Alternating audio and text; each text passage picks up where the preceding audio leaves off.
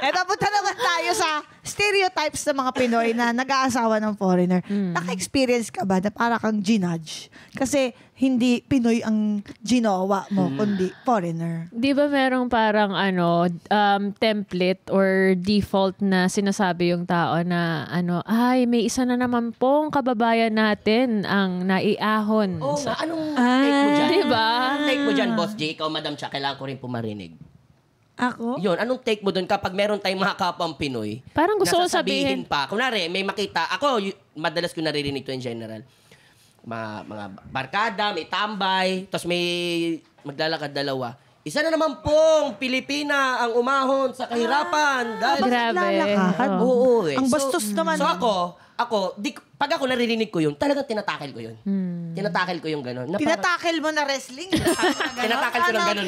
Diyan ka magaling sa pagtatakel mo.